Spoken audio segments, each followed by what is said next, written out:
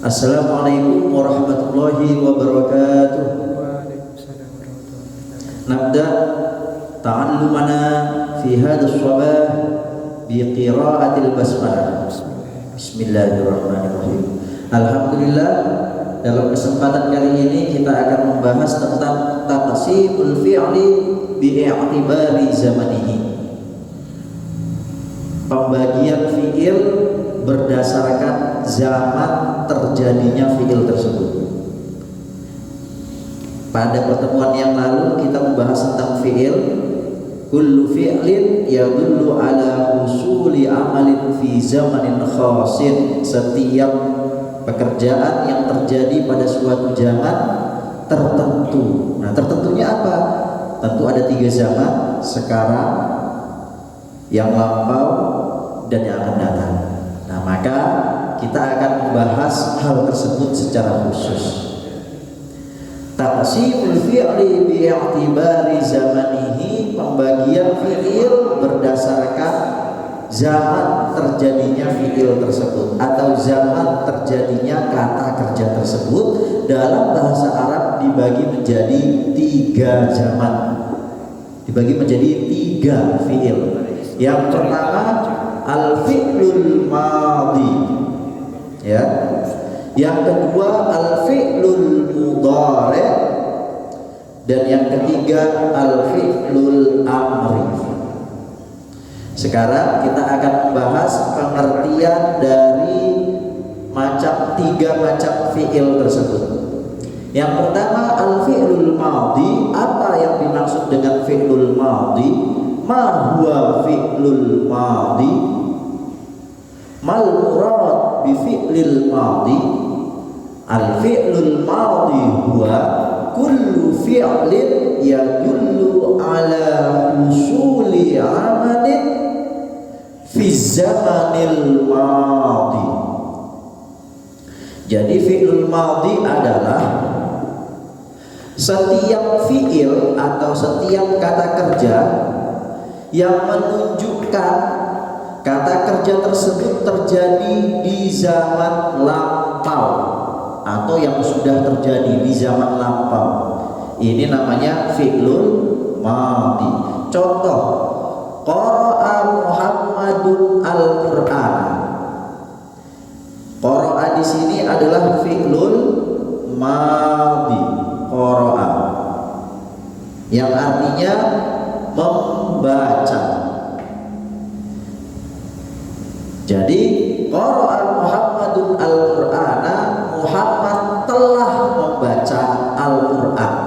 Artinya Muhammad ini sudah membaca Al-Qur'an, karena qara'a di sini bentuk dari fi'lul madhi. Sementara fi'lul madhi itu menunjukkan pekerjaan yang terjadi di zaman lampau atau di zaman madhi. Maka qara'a Muhammadun al-Qur'ana diartikan Muhammad telah membaca Al-Qur'an. Itu yang pertama. Yang kedua al-fi'lul mudhari'. Apa yang dimaksud dengan al-fi'lul mudhari'? Ma huwa al-fi'lul mudhari'?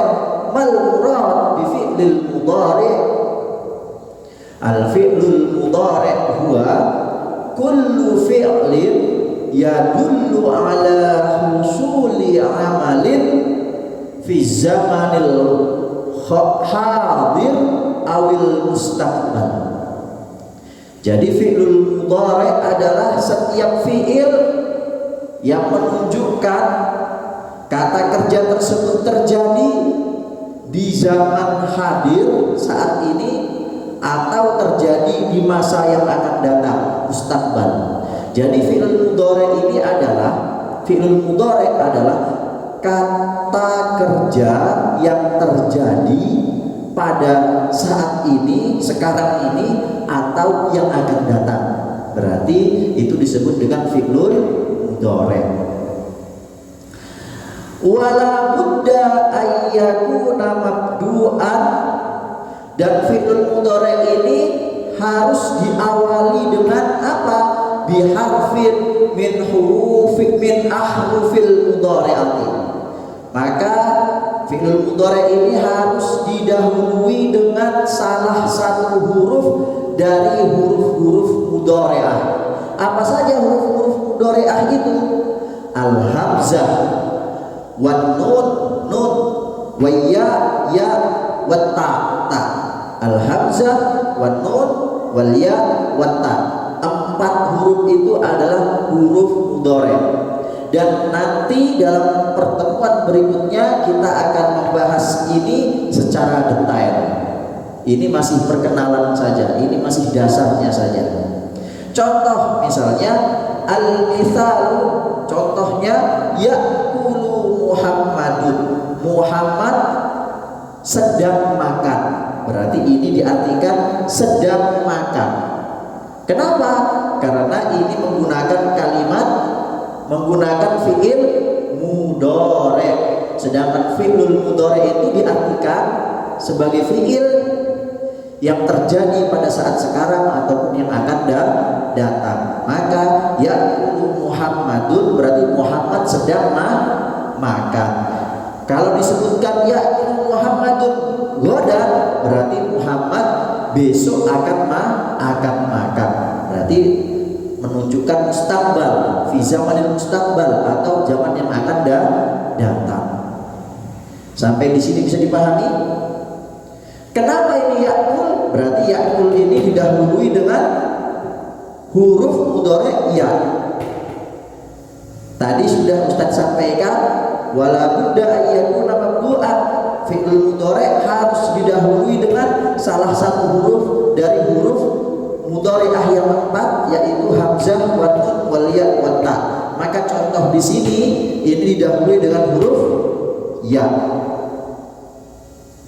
Bisa dipahami? Fahim tuh?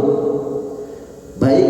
Kemudian kita lanjutkan kepada bentuk fi'il yang ketiga, yaitu fi'lul amri.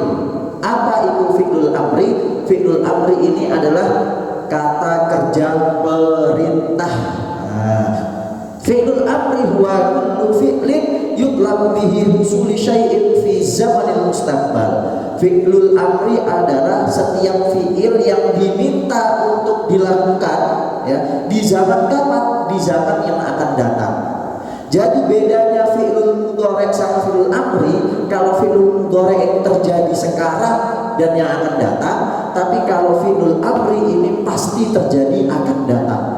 Tidak mungkin orang memerintah seseorang sementara dia sedang melakukan hal itu. Tidak mungkin. Pasti ketika seseorang memerintah orang lain, maka dia belum melakukan hal itu, maka diperintah. Setelah diperintah, maka dia melakukannya.